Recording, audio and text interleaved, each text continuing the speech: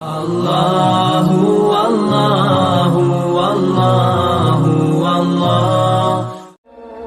تو میرے عزیز، دو ایک باتیں آپ کی خدمت میں عرض کرنی ہے۔ انسان جو ہوتا ہے نا، یہ کسی نہ کسی کے پیچھے چلتا ہے۔ سارے لوگ ہی کانوں کے کچے ہوتے ہیں، بس اتنا فرق ہوتا ہے، کچھ تھوڑے زیادہ کچے ہوتے ہیں، کچھ تھوڑے کم کچے ہوتے ہیں۔ انسان اپنے مزاج کے لحاظ سے تقلید کرنے کا، پیچھے چلنے کا مزاج رکھتا ہے۔ اس کی طبیعت ہوتی ہے، یہ کسی کی بات مانتا ہے، کسی کی سنتا ہے، پیروی مزاج ہوتا ہے۔ کچھ لوگ یہ بات مانتے ہیں کہ میں فلانے کو فالو کرتا ہوں، کچھ مانتے نہیں، لیکن سبھی کسی نہ کسی کے پیچھے۔ حضرت شیخ الاسلام خواجہ قمر الدین سیالوی رحمۃ اللہ علیہ کی خدمت میں ایک شخص نے آ کے کہا کہ آپ امام اعظم کی تقلید نہ کیا کریں، امام صاحب کی بات نہ مانا کریں۔ تو خواجہ صاحب شیخ تو تھے ہی، طریقت اور تصوف میں تو اللہ تعالیٰ نے انہیں دسترس عطا فرمائی تھی، وہ منطقی اور فلسفی بھی بڑے تھے۔ اس شخص نے کہا کہ آپ امام صاحب کی بات نہ مانا کریں۔ تو خواجہ صاحب بڑے دھیمے اور بڑے میٹھے انداز میں ہنس کے فرمانے لگے، تیری یہ بات مان لوں؟ اس نے کہا امام اعظم کی بات نہ مانے، تو فرمانے لگے تیری یہ بات مان لوں؟ تو بندہ غور سے دیکھنے لگ گیا، آپ فرمانے لگے خدا کے بندے، اگر تیرے جیسے بیوقوف کی بات مانی جا سکتی ہے تو امام اعظم تو صحابہ کے شاگرد ہیں۔ ہمارا مزاج ہے، کسی کے پیچھے چلتے ہیں۔ ہمیں ہمارے رب نے ہمارے اوپر رحمت کر دی، آسانی کر دی، کہا تمہیں رستہ آسان بتا دیتے ہیں۔ لَقَدْ كَانَ لَكُمْ فِي رَسُولِ اللَّهِ أُسْوَةٌ حَسَنَةٌ، تمہارے لیے نبی پاک کی زندگی میں بہترین نمونہ ہے، بہترین۔ آپ پڑھیں لوگوں کو، آپ کسی شخص کو پڑھیں گے، پھر اس پر جو تنقید ہو رہی ہوگی وہ تنقید برائے تنقید ہو یا تنقید برائے تعمیر ہو، آپ جب اس تنقید کو پڑھیں گے تو کہیں نہ کہیں آپ کو لگے گا کہ اس بندے میں قباحت بھی ہے، اللہ والوں کو چھوڑ کے۔ لیکن رسول پاک صلی اللہ علیہ وسلم کی ذات ایسی ہے کہ آپ حضور کو جس جہت سے بھی پڑھیں گے، جس انداز میں بھی پڑھیں گے، آپ کا کلیجہ ٹھنڈا ہوگا، دل کو اطمینان ہوگا، ذہن مطمئن ہوگا، اور اللہ تعالیٰ سینے کو فراخی عطا فرمائے گا۔ ہمارا چونکہ زیادہ تر مزاج جذبات میں رہنے کا ہے، طبیعت اس طرح کی ہے، ہم کچھ چیزوں کو باریک بینی سے سوچتے نہیں، گہرائی میں نہیں اترتے۔ رسول پاک صلی اللہ علیہ وسلم کو اللہ نے بڑی شانیں عطا فرمائی، حضور کو اللہ نے بڑی عظمتیں عطا فرمائی، بڑی۔ اللہ کے رسول صلی اللہ تعالیٰ علیہ وسلم امام الانبیاء ہیں۔ دیکھیں نا، کوئی آدمی کسی جماعت کی ایک چھوٹی سی تحصیل کا صدر ہوتا ہے تو وہ کارڈ بنوا لیتا ہے، اور اس پہ اس نے کئی جگہوں پہ لکھوایا ہوتا ہے کہ میں صدر ہوتا ہوں، یہ میں دنیا میں۔ تو لوگ اپنا کارڈ دے کے نا تو فوراً پہ میرا بھی مانگتے ہیں، تو میں کہتا ہوں میں نے تو کبھی بنوایا ہی نہیں، ضرورت ہی نہیں پڑی، کبھی بنوایا ہی نہیں، کارڈ کی کیا ضرورت ہے؟ اگر خوشبو ہو تو وہ آ جاتی ہے، اسے بتانا تھوڑی پڑتا ہے کہ میں خوشبو ہوں۔ تو ہوتا یہ ہے کہ چھوٹی سی تحصیل کا ایک شخص اور کسی جگہ اسے کوئی نمائندگی ہے تو وہ بات کرتا ہے، ہم تقریریں کر دیتے ہیں، آپ لوگ سن لیتے ہیں، ذرا غور تو کریں کیا کہہ رہا ہوں۔ کائنات میں سب سے بہترین انسان نبی اور رسول ہوتے ہیں، اور اللہ نے اپنے محبوب پاک کو نبیوں کا امام بنایا ہے۔ اس فضیلت کو سمجھیں۔ یہاں نا جو لوگ لاڈلا کہلاتا ہے نا کوئی بندہ کہ میں لاڈلا ہوں، ویسے یہاں لاڈلے بدلتے رہتے ہیں، کبھی کوئی لاڈلا ہوتا ہے، کبھی کوئی لاڈلا ہوتا ہے، ویسے یہاں لاڈلے بدلتے ہیں، لیکن جو لاڈلا ہوتا ہے نا وہ بتاتا بھی ہے کہ میں لاڈلا ہوں۔ اور کسی کا بھی کوئی لاڈلا ہو جائے تو وہ ناز نخرے دکھاتا ہے، رسول کریم اور رب کے لاڈلے محبوب ہیں۔ لیکن جو بات میں نے آپ کی خدمت میں عرض کرنی ہے، آپ اس پر توجہ کریں گے۔ حضور امام الانبیاء ہیں، اللہ کے محبوب ہیں، نبی پاک علیہ السلام کا پتھروں نے کلمہ پڑھا ہے، چاند حضور کے اشارے پر ڈوبتے ہوئے واپس لوٹ آیا ہے، سورج ڈوبتے ہوئے آ گیا ہے، چاند کے 2 ٹکڑے ہوئے ہیں، یہ ساری حضور کی شانیں۔ اللہ نے اپنے محبوب کو معراج عطا فرمائی ہے، لیکن ملت کے جوانوں، آپ کو پتہ ہے ہمارے نبی پاک کا سب سے پہلا تعارف کیا ہے؟ حضور کا سب سے پہلا تعارف یہ ہے کہ یہ صادق اور امین ہے، یہ سچ بولتے ہیں۔ حضور کے اسوہ نور کی پہلی بات جو لوگوں کے سامنے آئی تھی وہ یہ تھی کہ یہ صادق ہیں، یہ سچے ہیں، یہ جھوٹ نہیں کہتے۔ آپ کو پتہ ہے رسول پاک صلی اللہ علیہ وسلم سے پوچھا گیا تھا، حضور مومن کنجوس ہوتا ہے؟ فرمایا کبھی ہو جاتا ہے۔ یا رسول اللہ مومن بزدل بھی ہوتا ہے؟ فرمایا کبھی ہو جاتا ہے۔ یا رسول اللہ مومن جھوٹ بولتا ہے؟ تو میرے کریم نے فرمایا نہیں، میرا مومن جھوٹ نہیں بولا کرتا۔ حضور کا جو پہلا تعارف ہے نا، یہ جو حضور کی 40 سالہ زندگی ہے نا، اسے نبی پاک علیہ السلام نے اپنی نبوت کی دلیل کے طور پر بیان فرمایا ہے۔ فرمایا فَقَدْ لَبِثْتُ فِيكُمْ عُمَرًا مِّن قَبْلِهِ أَفَلَا تَعْقِلُونَ، محبوب آپ ان سے کہہ دے میں نے تمہارے بیچ وقت گزارا ہے، تمہیں عقل نہیں؟ کوئی میری طرح کا سچا دیکھا ہے تو دکھاؤ۔ آج میری ملت کا سب سے بڑا مسئلہ جھوٹ ہے، سب سے بڑا مسئلہ اعتماد نہیں۔ بیوی اپنے شوہر سے کہتی ہے کہ تو تھوڑے پیسے دے لیا کر، تھوڑے ایک جوڑے پہ میں گزارا کر لوں گی، میرے ساتھ سچ تو بول۔ تو لاہور جاتا ہے تو لاہور کا بتا کے جا۔ ماں کہتی ہے پتر سے کہ پتر تھوڑی باتیں بتایا کر پر سچی بتایا کر۔ قوم کا اعتماد اٹھ گیا سیاستدانوں سے، تم نے لمبے چوڑے وعدے کیے، تم نے بڑی باتیں سنائی۔ تم دیکھیں نا، آپ کی توجہ اگر ہو تو میں ایک حوالہ اس طرح کا بھی عرض کروں آپ کی خدمت۔ سبز باغ دکھا کے لوگوں کو کبھی پریشان نہیں کرنا چاہیے، کبھی بھی۔ یہ ہمارے پیر بھلا کیا کرتے ہیں بیچارے، ایک کرامت اللہ خیر کرے کبھی کوئی ایک بن جاتی ہے نا تو پھر وہ کمپنی کی مشہوری کا ذریعہ بنتی ہے۔ وہ کہتے ہیں کرامت کو بھی فیس بک پہ ڈالو۔ میں نا کراچی جا رہا تھا تو لاہور میں تھوڑا سا مریض ہوں، مجھے الرجی ہو جاتی ہے، زیادہ دیر بیٹھ نہیں سکتا، تو ایک کانفرنس میں مجھے شرکت کرنی تھی۔ تو ایئرپورٹ سے ہی میں نے دوستوں سے پوچھا موسم تمہارا کیسا ہے؟ کہنے لگے پیر صاحب بڑی گرمی ہے اور شدت ہے بڑی، اے سی چلا کے بھی گاڑی میں دقت ہے۔ تو میں نے کہا اچھا دعا کرتے ہیں اللہ بارش برسا دے۔ تو یہ دعا لاہور ہو رہی تھی، میں کراچی ایئرپورٹ پہ اترا تو بارش ہو رہی تھی۔ تو وہ جو مجھے لینے آئے تھے نا صاحب، وہ گاڑی میں ایک بندے کو کہہ رہے ہیں کہ وہ پیر صاحب نے لاہور آکھیا سی 1.5 گھنٹے جمی آ گیا ہے۔ وہ میں نے اسے کہا بس کر، اب آگے نہ بتا، ایسا نہ ہو کہ 2-4 لوگ آ جائیں کہ پیر صاحب جو کہتے ہیں وہ ہو جاتا ہے۔ جڑے محرم راز حقیقت دے اور راز حقیقت کھول دے نہیں، جڑے محرم راز حقیقت دے اور راز حقیقت کھول دے نہیں، اے جنہ ویکھیا نہیں او کرن گلاں، جنہ ویکھ لیا او تے بول دے ہی نہیں۔ اس لیے یہ اس طرح کرامتوں کو نا کمپنی کی مشہوری کا ذریعہ، ہمارے سیاستدان، ہمارے بڑے لیڈران وہ سبز باغ دکھا دیتے ہیں۔ آپ تھوڑی باتیں کریں، محدود کریں، مختصر کریں۔ دیکھیں اللہ کے محبوب علیہ السلام سے طائف والوں نے کہا تھا، جب حضور علیہ السلام نے دین کی تبلیغ کی تو سیرت میں یہ عنوان بھی ہمیں ملتا ہے، یا رسول اللہ صلی اللہ علیہ وسلم اگر آپ کو کل حکومت ملتی ہے تو ہمیں حصہ ملے گا؟ عرب کے لوگوں کا مزاج تھا نا، انہوں نے حضور سے کہا اگر کل کلاں حکومت ملتی ہے تو ہم شریک ہوں گے؟ تو حضور مسکرائے، اور میرے نبی پاک کو حکومت ملنے کا پاک کتنا زیادہ تھا کہ مکے سے ہجرت کر رہے ہیں، مدینہ شریف ابھی پہنچے نہیں، رستے میں سراقہ بن مالک سے کہہ رہے ہیں کسرا کے کنگن آئیں گے، یعنی حضور بتا رہے ہیں کہ سپر پاور بھی ساری یہاں آ جائے گی۔ حضور تو خندق والے دن ایک ہتھوڑا مارتے تھے تو فرماتے تھے روم فتح ہو گیا، دوسرا مارتے تھے تو کہتے تھے ایران فتح ہو گیا۔ یہ بخاری میں چیزیں آپ کو ملیں گی۔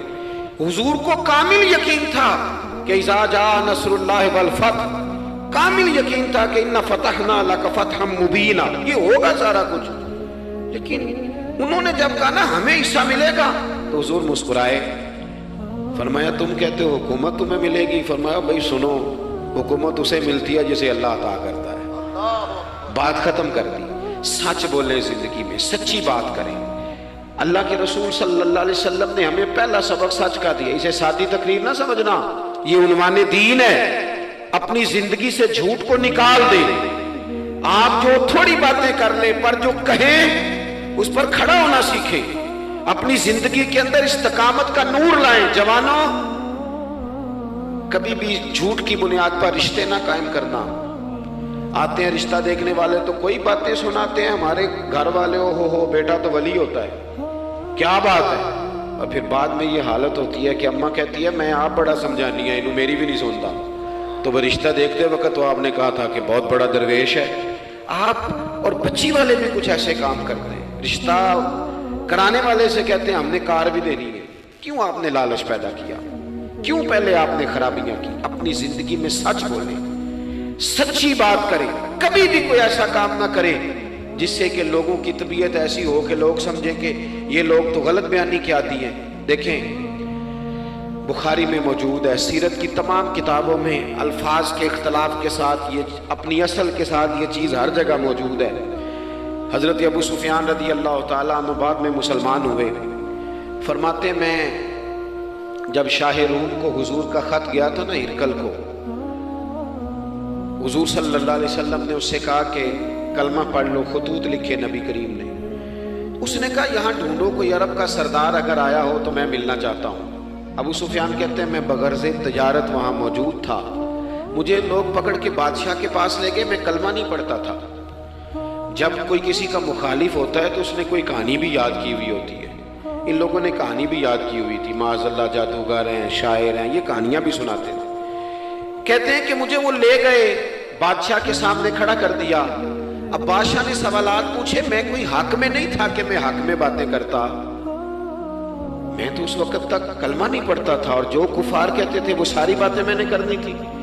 कहते हैं बादशाह ने अपने दरबार में खड़ा करके सवाल किए, बड़े सवाल पूछे, बड़े मैंने जवाब दिए, बड़े सवाल पूछे। ये भी पूछा कि मानने वाले उनके गरीब हैं कि अमीर हैं। मैंने कहा नहीं, माड़े माड़े बंदे हैं। मिलाद के जुलूसों में भी माड़े माड़े बंदे ही जाते हैं, माड़े माड़े गरीब लोग हैं।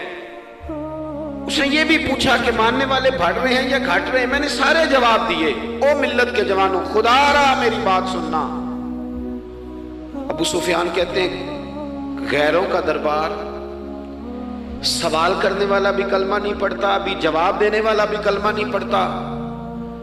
उसने मुझसे कहा कि आपने बताया कि आप रिश्ते में चचा होते हैं, ये बताओ वो जिन्होंने ऐलान नबुव्वत किया है क्या कभी उन्होंने झूठ भी बोला है? आज लोगों ने नाम नहीं बदल दिया झूठ का, कुछ ने बहाना नाम रख दिया झूठ का, जी मैंने बहाना कर दिया था। कुछ कहते हैं जी ओ हो जी वो तो मैंने तो बस ऐसे ही बात, वो तो मैंने मजाक किया था। झूठ के नाम नहीं बदल दिए लोगों ने। अबू सुफियान कहते हैं मुझसे बादशाह खड़ा करके पूछने लगा क्या कभी उन्होंने झूठ भी बोला है? अबू सुफियान कहते हैं कि लम्हे के लिए मेरे दिल में आया कह दूं कि बोला है। फिर मैंने कहा एक तो ये अरब की वफादारी के खिलाफ है और दूसरा मैं कहूंगा वो जादूगर हैं तो शायद को एक सेकंड के लिए तवज्जो करे, मैं कहूंगा वो शायर हैं शायद कोई तवज्जो करे। और मदीने वाले ने झूठ बोला ये तो मानेगा ही कोई नहीं। सुनो सुनो, जिन चीजों को मामूली समझ के हमने राइज किया वो हमारा वकार ले गई। दुनिया हम पर एतमाद नहीं करती। हम उस मुल्क में बसते हैं जहां जलजला भी आए तो गैर मुल्क की इमदाद करना चाहे तो वो कहते हैं हुकूमतों के हाथ में नहीं देंगे, खुद जाएंगे। हमारा ये हाल हो गया है कि कौम पर एतमाद उठ गया दुनिया का। हमें पलटना है, हमने देखना है हमारा रवैया क्या है, हमारा अंदाज क्या। थोड़ी कर ले बातें, कुछ जरूरी है सुबह शाम बोलना, थोड़े कर ले बातें, थोड़े दावे कर ले, कुछ जरूरी है। सुनो मेरे अजीज, अबू सुफियान कहते हैं कि उसने कहा कभी झूठ भी बोला है। मैं सोच में पड़ गया। बादशाह ने फिर दोहरा के कहा सरदार चुप कर गए हो, मेरे आखिरी सवाल का जवाब दो, क्या कभी उस करीम ने झूठ बोला है? अबू सुफियान कहते हैं मेरे हाथ में छड़ी थी, मैंने वो जमीन पर रखी और मैं खड़ा हो गया।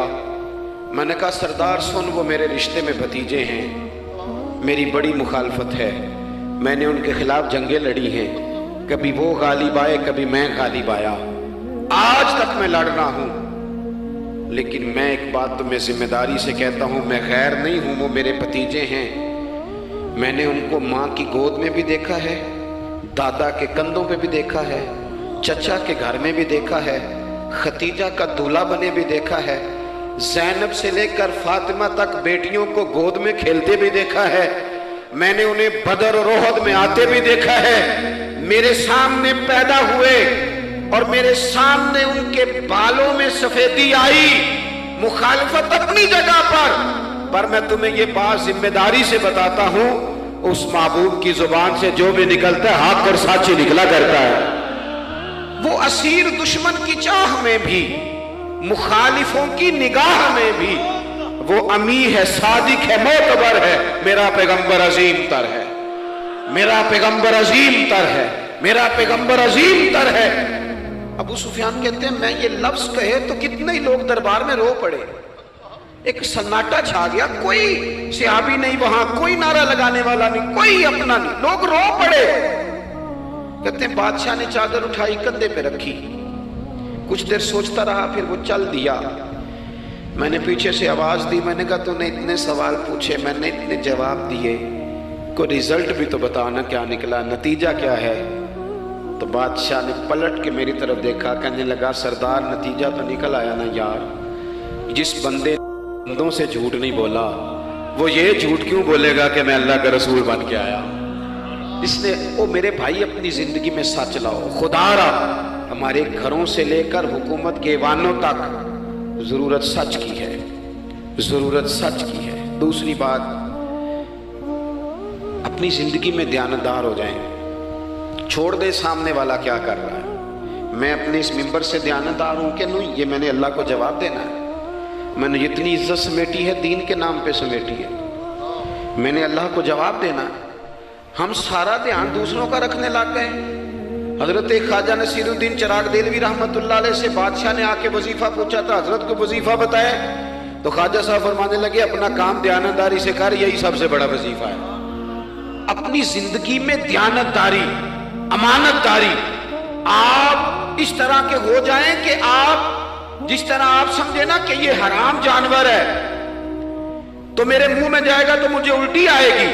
آپ کبھی دیکھیں نا کہ حرام گوشت کوئی آپ کو بتا دے، آپ دو لقمے آپ نے کھا بھی لیے، لطف آیا، تو کسی نے کان میں کہا یہ تو ذبح ہی نہیں ہوا تھا، بیمار تھا، تو الٹی آ جاتی ہے کہ نہیں؟ بولو کہ آ جاتی ہے؟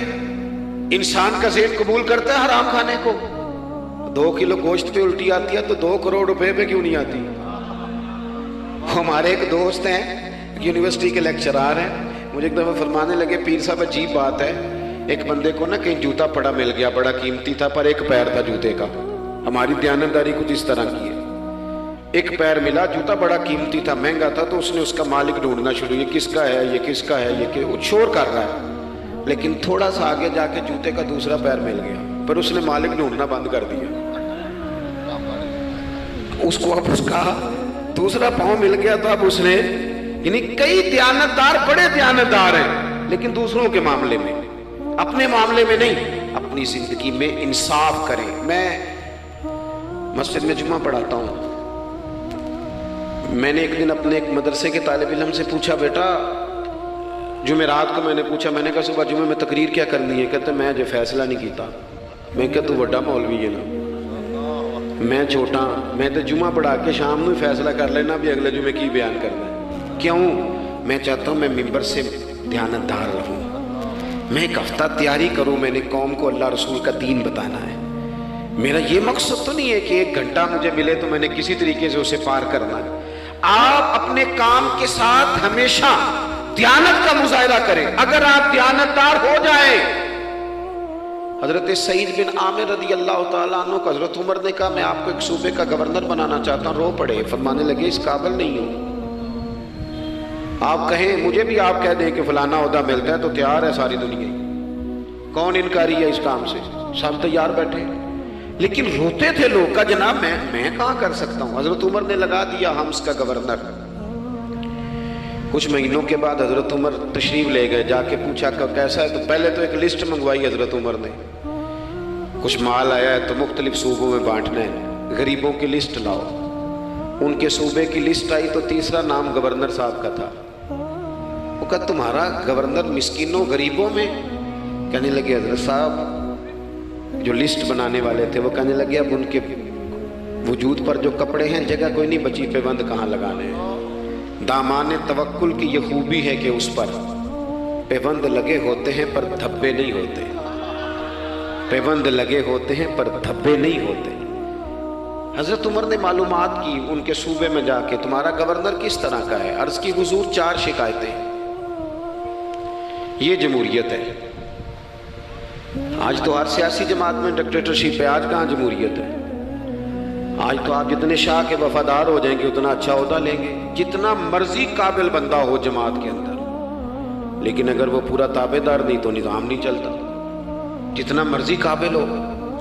حضرت سعید بن عامر رضی اللہ تعالیٰ عنہ 4 شکایتیں، عام آدمی شکایتیں کر رہے ہیں. حضرت عمر نے کہا کون کون سی؟ تو انہوں نے کہا جی پہلی شکایت یہ ہے کہ ہمارے گورنر، توجہ ہے میرے بھائیوں کی، انہوں نے کہا جی پہلی شکایت یہ ہے کہ گورنر صاحب صرف دن کو ملتے ہیں، انہیں رات کو بھی لوگوں سے ملنا چاہیے.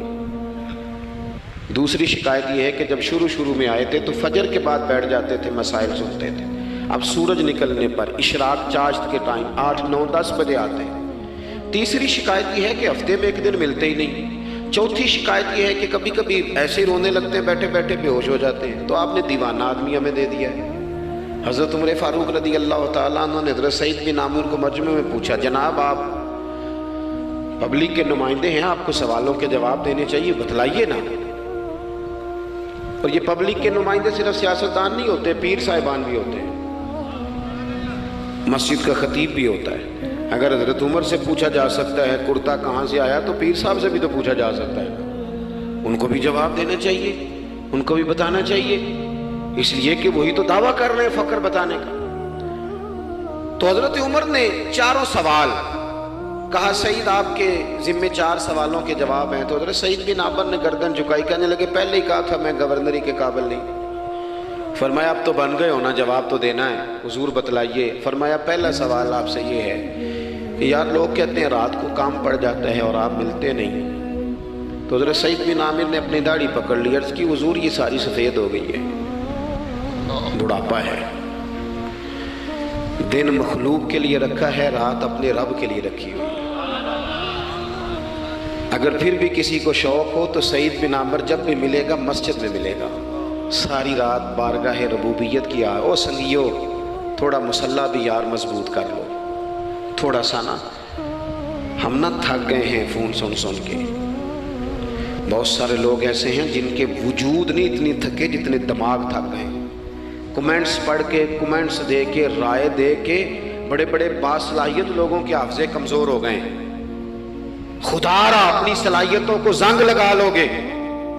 یہ تو جتنے لوگ ہیں میڈیا چلانے والے، ان کو تو میڈیا چلانا ہے.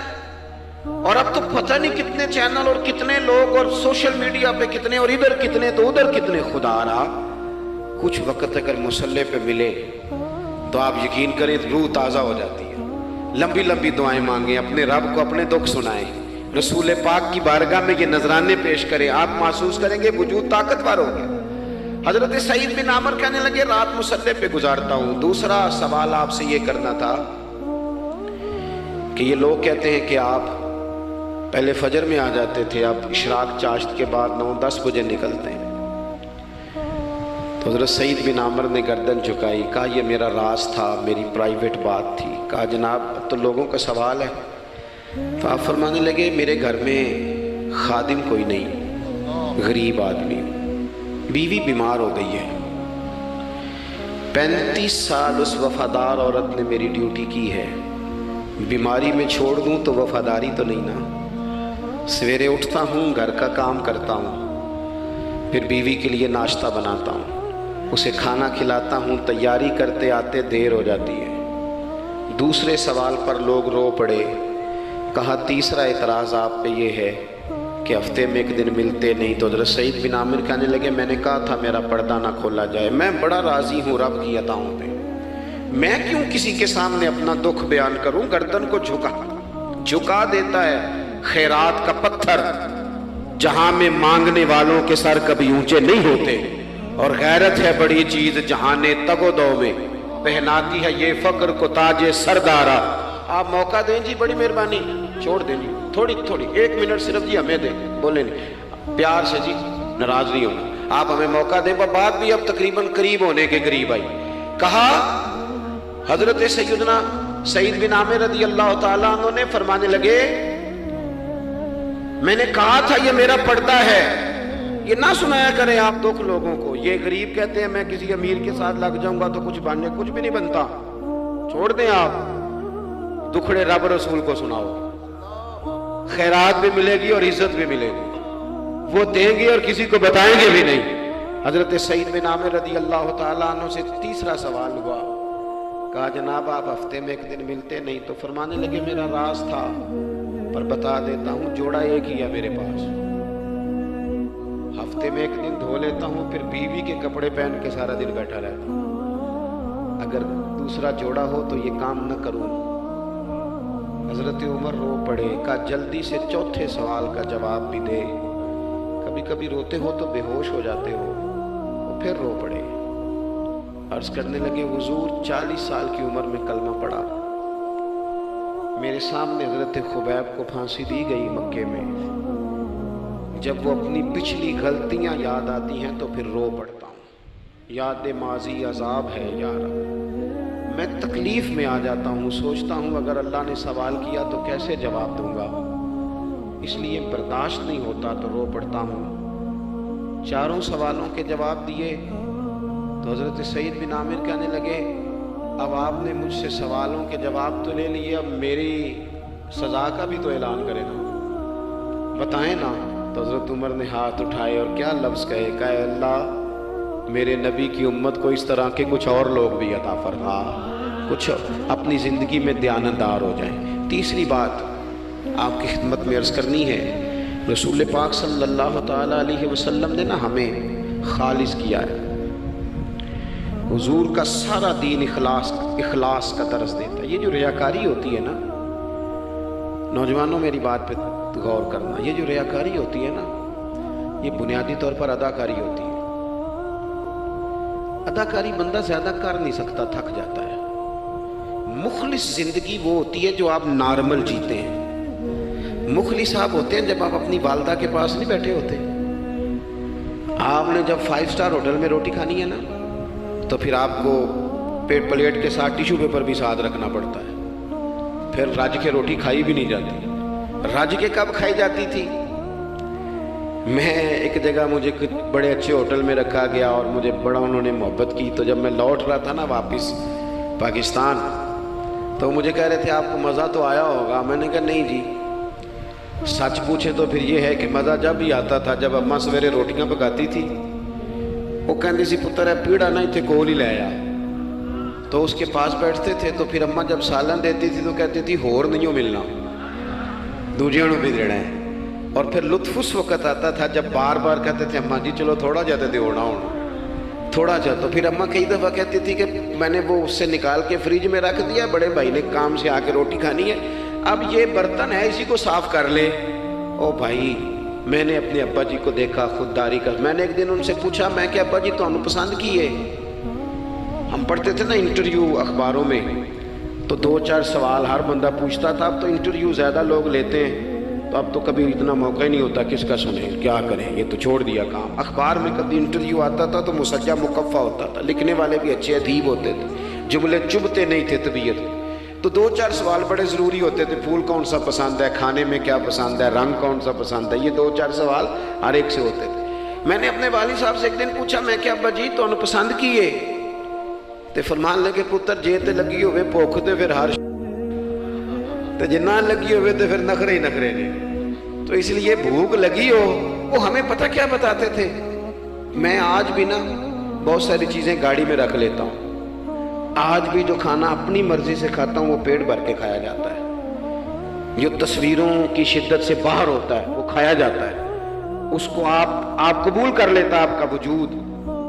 یاد رکھنا میرے عزیز, میرے نبی پاک صلی اللہ علیہ وسلم نے فرمایا ہے بہترین روٹی وہ ہے جو تو اپنے ہاتھوں کی کمائی سے کھاتا ہے. بہترین رزق ہے جو تو, اور حضور نے فرمایا اللہ کے نبی حضرت داؤد محنت کر کے کھانا کھاتے ہیں. دعوتوں پہ جا کے تو بندہ بیمار رہنے لگ جاتا ہے, وہ تو کام ہی ختم ہو جاتا ہے. والد صاحب کہا کرتے تھے کہ لو میں پا دیتے نے تو دانے پڑولے چ تے ماں تہاڈی نے تو 4 پا دیتا ہے, لو ہن تانوں پرواہ نہیں ساریاں گرمیاں, موج کرو. یہ اصل تھا ہمارا. اس پہ واپس آ جائیں, اس پہ آ جائیں. یہ صحت افزا روٹیاں یہ کھائیں. بڑی گاڑیوں کا اور بڑی چیزوں کا شوق چھوڑ دیں، محنت ڈٹ کے کریں، لیکن زندگی اصل پہ لے آئیں۔ اصل زندگی خالص ہوتی ہے۔ میرے نبی پاک صلی اللہ علیہ وسلم نے فرمایا ریاکار، میں پوری حدیث نہیں سناتا، اشارہ کرتا ہوں، حضور نے فرمایا ریاکار اگر عالم بھی ہو، ریاکار اگر سخی بھی ہو، حتیٰ کہ صحیح حدیث میں فرمایا ریاکار شہید بھی ہو اور ماری جائے اس نیت سے کہ لوگ مجھے شہید کہیں گے، تو فرمایا صبح قیامت اللہ ان اعمال پر بھی اجر عطا نہیں کرے گا۔ اپنی زندگی میں اخلاص پیدا کریں، اور جب خلوص آتا ہے، جب للہیت آتی ہے، مشکل ترین خلافت حضرت ابوبکر صدیق کی ہے۔ یہ جو حضرت عمر نے بڑی اعلیٰ خلافت کی ہے نا، یہ بنیادیں حضرت ابوبکر نے مضبوط کر کے دی تھی۔ فتنوں کے تو سر کچل دیے تھے حضرت صدیق اکبر نے، اب حضرت عمر کے لیے کام کرنا انہوں نے آسان کر دیا تھا۔ میں اکثر کہا کرتا ہوں کہ حضرت عمر کی خلافت کی مضبوطی میں بڑا کردار حضرت ابوبکر صدیق کا ہے۔ اگر وہ مضبوطیاں نہ کرتے اتنی تگڑی تو کام آگے چلتا نہیں تھا۔ حضرت سیدنا ابوبکر صدیق کو بڑے فتنوں کا سامنا تھا، ختم نبوت کے محاذ پر کام کرنا ہے، منکرین زکوٰۃ پیدا ہو گئے، امت کو سنبھالنا ہے، یہ ساری ڈیوٹیاں کر کے نا دنیا سو جاتی تھی، وہ دنیا سو جاتی تھی، حضرت صدیق اکبر ایک نابینا مائی کے گھر میں جھاڑو دینے چلے جاتے تھے۔ جب بندہ مخلص ہو جاتا ہے نا، ایک نابینا معذور عورت جھاڑو دے رہے ہیں، جب تھوڑا سا وقت بچتا نا عصر کے لیے، یہ ٹائم میں نے اپنے لیے رکھا ہوا ہے، تو مدینہ شریف میں ایک بیوہ تھی جس کی 5-6 بیٹیاں تھی، بیٹا کوئی نہیں تھا، اس کے گھر جاتے تھے، بکریوں کا دودھ دھو کے آتے تھے۔ معمولی آدمی نہیں، خلیفہ وقت کی بات، کس لیے؟ یہ کام روحانی تسلی کا باعث بنتے، یہ کام آپ کو سکون دیتے، یہ آپ کے اندر وہ طاقت پیدا کرتے کہ آپ لڑ سکتے ہیں دنیا سے۔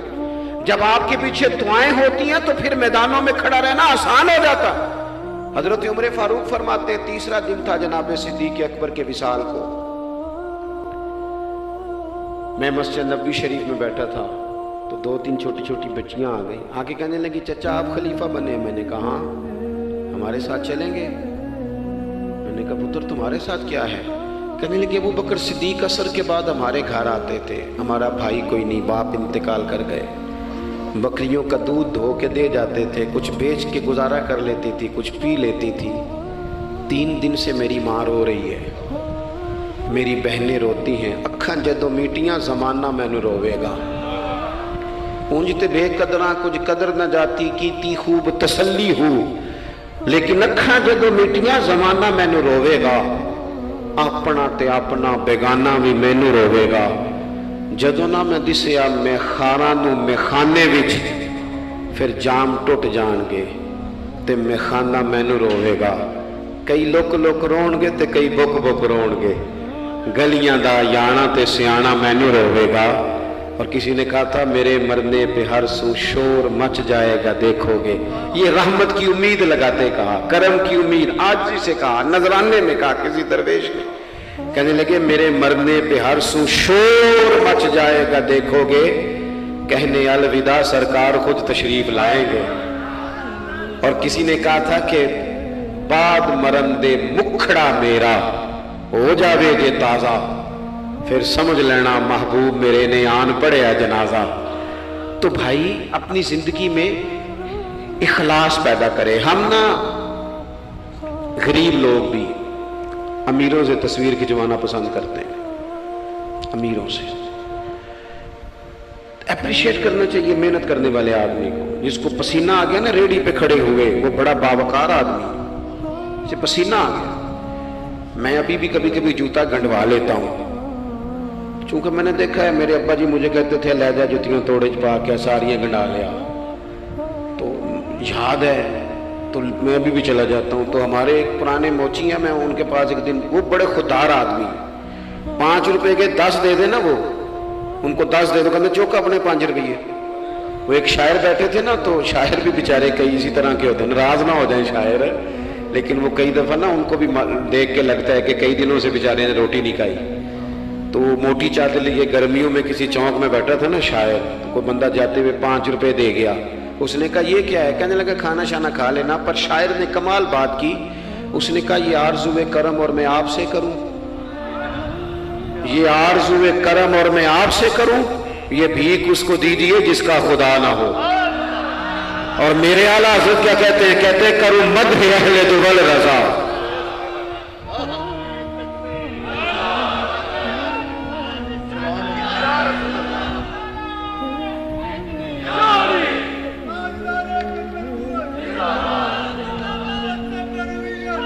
ماشاءاللہ۔ تو آپ حضرات میری بات سنیں گے، اپنی زندگی میں اخلاص لائیں، للہیت لائیں۔ چوتھی بات سنیں، اور میں اسی پر بات سمیٹنے کی کوشش کروں گا۔ اللہ کے رسول صلی اللہ علیہ وسلم کی سیرت مبارکہ میں جو چیز آپ کو بڑی نظر آئے گی نا، وہ احساس ہے۔ جب سینے آہستہ آہستہ سخت ہونے لگ جاتے ہیں نا، ہم نہ کچھ باتیں سوچ کے اپنے آپ کو سخت کر لیتے ہیں۔ ہمارا جب ایسا جو نیا بھرتی ہوتا ہے، وہ خدمت کے جذبے سے آتا ہے، وہ کہتے ہیں میں نے سارے کام صحیح کرنے ہیں۔ پھر اس کو نا آہستہ آہستہ پتہ لگنے لگ جاتا ہے کہ کچھ لوگ جھوٹا پرچہ بھی درج کراتے ہیں۔ اسے پھر آہستہ آہستہ پتہ لگنے لگ جاتا ہے کہ یہ سامان ان کا تو گیا تھا 1.5 لاکھ کا، تو انہوں نے 6 کیوں لکھوایا ہے۔ پھر وہ پھر سخت ہونے لگ جاتا ہے۔ لوگوں کو دیکھ کے سخت نہ ہو، سخت نہ ہو۔ پھر آپ کے پاس بڑی باتیں، مجھے ایک دفعہ ایک صاحب نے کہا آپ کو تقریر پہ بلانا ہے، پیسے کتنے لیتے ہیں؟ میں نے کہا دے دو کو 1.5-2 کروڑ روپیہ۔ کہ لگے تو بہت زیادہ نہیں، تو میں کہا وکنا ہے تو پھر بندہ چاج نہ وکے۔ اب تیرا خیال ہے 25-30 ہزار اپنا ریٹ لگوا لیں، اتنے لو ہو جائیں، سانو تخت ہزارے دی لوڑ کیے نالے کی لگے شہر بمول دے نال اسی اپنی بال کے سیکنے ہاں۔ میں نے بہت بڑا مدرسہ شروع کیا، باہر گلہ نہیں لگایا۔ مجھے ایک صاحب کہنے لگے خیر تے ہے تو ان پیسے کتوں ہوندے نے؟ میں کہ اتھوں جتوں ہوندے نظر نہیں ہوندے۔ فاضل بریلوی کہتے کرو مدح اہل دول رضا، اور پڑے اس بلا میں میری بلا، میں گدا ہوں اپنے کریم کا، میرا دین پارا ہے نہ نہیں، اور کون دیتا ہے دینے کو منہ چاہیے، دینے والا ہے سچا۔ میں نے تو معذرت بھی کرنی تھی، میرا خیال ہے کہ 35 سے 37 کے بیچ لوگ ایسے تھے یہاں سے جو آج صبح سے سر شام تک فون کرتے رہے کہ آپ نے چائے ہماری طرف بھی نہیں ہے، کھانا ہماری طرف کھانا ہے۔ میں ان دوستوں سے اکثر کہا کرتا ہوں جو میرے ساتھ ہوتے ہیں، میں کہتا ہوں کہ لوگ تلاش کرتے رہتے ہیں، ڈھونڈتے رہتے ہیں کہ رات رہنے کو جگہ ملے، اور ہمارا یہ حال ہے کس نام پہ؟ رسول اللہ کے دین کے نام پہ، حضور کے دین کے نام پہ۔ اپنی زندگی میں احساس پیدا کریں۔ اگر آپ سخت ہو سکتے ہیں، کچھ بھی کہہ کے سخت ہو جائیں، کچھ بھی کہہ کے۔ مجھے میرے سنگی کہتے رہتے ہیں 7-8 گھنٹے کا آپ سفر کر کے جاتے ہیں تو آپ فوٹو والوں پہ سختی کریں، آپ کہیں کسی سے نہیں ملنا، میں نے ذرا آرام کرنا ہے، میں نے تھوڑا لیٹنا ہے۔ تو میں کہتا ہوں یار اپنی اوقات بھی تو ہمیں دیکھنی چاہیے تھی، کون کسی کو ملتا ہے؟ کوئی دور ہے؟ احساس پیدا کریں قوم کا، اپنے دل میں احساس لائیں۔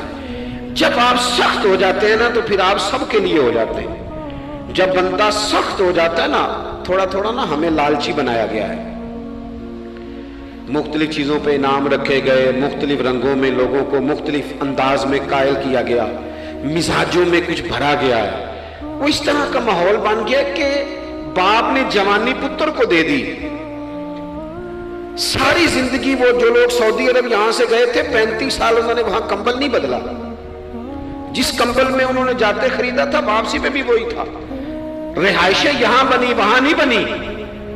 میں نے بیرون ملک ایسے لوگ دیکھے ہیں جو 3 وقت روٹی نہیں کھاتے، 2 وقت کھاتے ہیں کہ گھر پیسے بھیجنے، لیکن لالچ اتنا عروج پہ چلا جاتا ہے بعض گھروں کا، سب کا نہیں بعض کا، کہ اسی باپ کو جس نے زندگی لگا دی، بچے کہہ رہے ہوتے ہیں ابا جی آپ کو ڈب کا کام کر لیتے تو آج ہمارے وارے نے ارے نہ ہو جاتا۔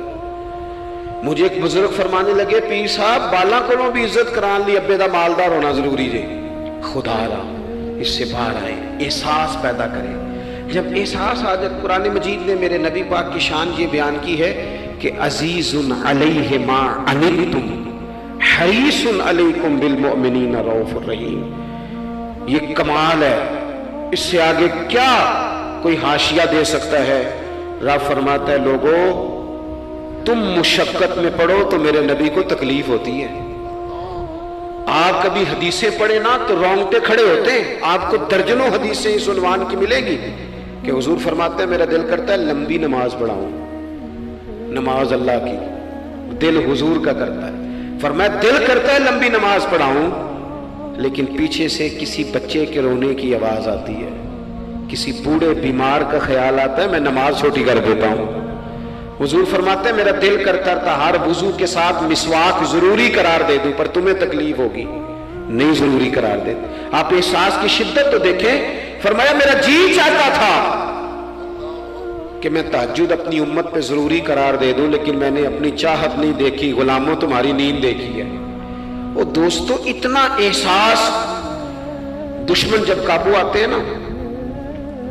میں نے ایک اور بھی عرض کرنی ہے چلتے چلتے. جو سیاسی فرقہ واریت ہے نا آج ملک کے اندر, آپ جس جماعت کو ٹھیک سمجھا آپ نے, آپ وہاں چلے گئے, جس نے جس کو ٹھیک سمجھا, لیکن ہم سب سے پہلے مسلمان ہیں, اس کے بعد پاکستانی ہیں. ہمیں اخلاقیات کا دائرہ کبھی نہیں چھوڑنا. اختلاف کے بھی آداب ہوتے ہیں, اختلاف جس سے بھی کریں دلیل کی حد تک کریں, اس کی ذات تک اتر کے نہیں. مہذب قومیں یہ کام نہیں کرتی. حضرت ابو ایوب انصاری نے حضرت عمر سے اختلاف کیا اور سخت کیا. کہا جناب یہ آپ نے, حضرت عمر کو بات کرنے لگے تو حضرت ابو ایوب انصاری کھڑے ہو گئے, کہنے لگے, یا حضرت ابو ذر غفاری کھڑے ہو کے کہنے لگے نہ آپ کی بات مانیں گے نہ آپ کی اطاعت کریں گے. فرمایا میں نے کیا کیا ہے؟ تو کہنے لگے چادر تو ایک ایک بٹی تھی, تو آپ نے اسی چادر کا کرتا اسی کا تامت کیسے بنا لیا؟ حضرت عمر فاروق نے, انہوں نے سوال کیا تھا, حضرت عمر نے دلیل دی. فرمایا میرے بیٹے سے پوچھ لو. حضرت عبداللہ ابن عمر کہنے لگے ایک چادر چونکہ مجھے بھی ملی تھی میں نے اپنے ابا کو دے دی, لہذا کرتا بھی بن گیا. اور اب ہمارے ہاں نا دلیل ملنے پر بھی لوگ اعتراض نہیں چھوڑتے, جو کہ ذاتی ہوتا ہے نا, دلیل تک تو اختلاف ہوتا نہیں. او میرے بھائی, اختلاف کے بھی آداب ہونے چاہیے. تو کسی نے کہا تھا کہ تعلق توڑ دینے کے بھی کچھ آداب ہوتے ہیں, کسی کو چھوڑ دینے کے بھی کچھ آداب ہوتے ہیں. اور کسی نے کہا تھا کہ قاتل کو کوئی قتل کے آداب سکھائے, دیکھو دستار کے ہوتے ہوئے سر کاٹ رہا ہے. کوئی ایک چیز چھوڑ دے. ہمارے ہاں اتنی شدت ہو گئی, اور بچے ہمارے ورکر سیاسی جماعتوں کے خدا رہا, آپ نے یہی بسنا ہے, یہی رہنا, یہ آپ کے اپنے لوگ ہیں, مہربانی کریں آپ ضرور ہائی لائٹ کریں کسی کی غلطی, لیکن دائرہ تہذیب کبھی نہ چھوڑیں. کبھی مجھے تو ایک دو اینکر ایک دو دفعہ ملے ہیں, میں نے ان سے کہا مہربانی کریں, آپ کیا مزہ لے رہے ہیں آپ قوم کو تقسیم کر کے, خدا را کچھ سوچیں. آپ کا شوگر لگا ہوا ہے, اور جہاں غریب کا یہ حال ہے کہ یہ ابھی عید آ رہی ہے نا, ہم نے بھی کچھ نیکیاں بند کر دی ہیں بعض چیزوں پہ. یہ رمضان شریف گزرا نا, میرے جیسے آدمی کو لوگ نیک سمجھتے ہیں اور اپنے دکھڑے سناتے ہیں. یہ رمضان گزرا ہے تو بیٹیوں کی شادیاں شروع ہوئی ہیں. اب لڑکوں والے تو نیک ہو گئے, اب تو وہ جہیز ہی نہیں مانگتے. یہ خبر پتہ ہے آپ کو؟ منڈے والے داج منگنا چھڈتا جی, وہ نیک ہو گئے. وہ کہندے اسی تہاڈے کو جہیز نہیں لینا, بس 600 بندے دی روٹی پکانی تسی, تے صحیح پکانی جے منڈے دے 11 ایکو واری آنا ہے. کبھی نہیں روٹی کھائی لڑکے کے دوستوں نے اپنے گھر. رمضان میں کھل کر سخاوتیں کرنے والوں, رمضان کے بعد بھی سوچا کرو. اور راشن ونڈن والے اور لوگ کو عیدوں بعد بھی بھوک لگ دیجئے, عیدوں بعد بھی بھوک لگ دیجئے. رمضان میں ثواب زیادہ ہے, لیکن سخاوت تو سارا سال ہی ہے. تو کچھ چیزیں ایسی ہیں ہمیں. حضرت سیدنا عمر فاروق نے جب جواب دے دیا نا کہ اس طرح ہے, اب وہ اختلاف دلیل تک تھا, اختلاف دلیل تک تھا, تو حضرت ابو ایوب انصاری اٹھ کے کھڑے ہو گئے. اعتراض کیا, جواب مل گیا, تو پتہ کیا فرمانے لگے؟ کہنے لگے عمر رب تجھے میری طرف سے بہتر سلا دے, اب تو حکم کر, ہم سنیں گے بھی اور تیری اطاعت بھی کریں گے. اب ہم آپ کے پیچھے چلیں گے امیر المومنین. تو دلیل تک رکھیں چیزوں کو, دلیل مل جائے تو بات کو ختم کریں. تو میرے بھائی احساس اپنی طبیعت میں جب ہم پیدا کرنے لگیں گے, احساس بڑی مشکل ہے غریب کی زندگی. امیر تو دوستی امیروں سے لگا لیتا ہے, جب انسان اپنی گاڑی میں سفر کرتا ہے تو پھر وہ کرایہ 5 روپے بڑھ جائے تو اسے تکلیف کوئی نہیں ہوتی, کیونکہ اسے پتہ ہی نہیں. بہت سارے امیروں کو تو پتہ ہی نہیں کہ گھی مہنگا ہو جائے تو گھر کے بجٹ پہ بوجھ کتنا پڑتا ہے, ان بیچاروں کو تو پتہ ہی نہیں. تو وہ اس احساس کو کیسے پیدا کریں گے؟ وہ نہیں کر سکتے. اس کے لیے وہاں سے گزر کے آنا پڑتا ہے. رسول پاک کی زندگی میں جو احساس کی شدت ہے اسے آپ سمجھیں. دشمن جب ہتھے چڑھتا ہے تو پھر, اور دشمن بھی سخت گیر قسم کا ہو تو بندہ اسے چھوڑتا نہیں. لیکن حضرت انس بن مالک فرماتے ہیں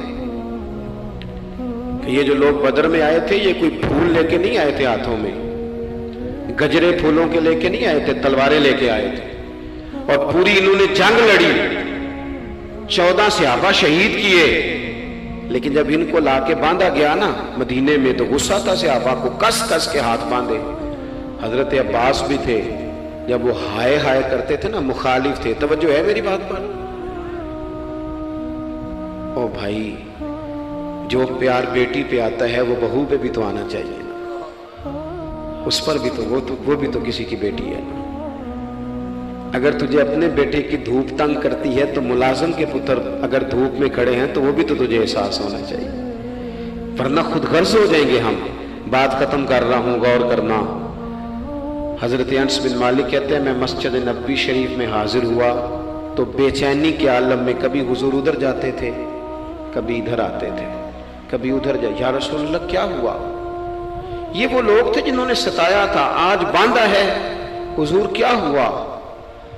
تو نبی کریم فرمانے لگے تم نے رسیاں زور سے باندھ دی ہیں، یہ ہائے ہائے کرتے ہیں، مجھے نیند نہیں آتی، ان کی رسیاں ڈھیلی کر دو۔ عزیز علیہ ما عنتم، حضور کے سینے میں درد رہا، وہ درد کبھی حضور کو طائف لے جاتا، کبھی کہیں، اور وہ درد کی وہ پیار کی شدت اتنی تھی کہ جب بڑی تکلیف دی نا میدان احد میں اور دانت مبارک شہید کر دیے تو حضرت صدیق اکبر نے کہا یا رسول اللہ دعا کریں یہ تباہ ہو جائیں، تو ہاتھ اٹھائے نبی پاک نے، دعا کیا کی؟ کہا اللہ انہیں ہدایت دے دے، انہیں پتہ ہی کوئی نہیں یہ کیا کر رہے ہیں۔ تو میرے عزیز، ایک تو اپنی زندگی میں سچ لائیں، خدا را سچ بولیں، آپ پکے وعدے کریں۔ میں ایک دن اپنی مسجد کے امام صاحب سے عرض کر رہا تھا، میں کہہ رہا تھا اگر آپ کہتے ہیں نا کہ 4:20 پہ فجر ہوگی تو 21 پہ نہ پڑھائیں، آپ نے وعدہ کیا 4:20 کا، قوم کو تو انتظار کرنا چاہیے 1-2 منٹ، کوئی حرج نہیں، لیکن ہم جو وعدے کرتے ہیں ہمیں بھی پورے کریں، سچ بولیں، دیانتداری کا مظاہرہ کریں، زندگی خالص گزاریں، جس کے ساتھ بھی وقت گزاریں اس کی خیر خواہی کریں، مخلص ہو جائیں، اور اپنی زندگی احساس والی کریں۔ امام غزالی فرمایا کرتے تھے تو بانٹنے کا ارادہ کر، رب بانٹنے کی توفیق بھی دے دے گا، تو پروگرام تو بنا۔ اللہ کی بارگاہ میں دعا کرتا ہوں جن احباب نے اتنا سارا پنڈال اتنی محبت اور جد و جہد سے سجایا ہے، اللہ تعالیٰ انہیں دین دنیا کی برکتیں عطا کرے، ہم سب کو دولت اخلاص عطا فرمائے۔ آخر دعوانا ان الحمدللہ رب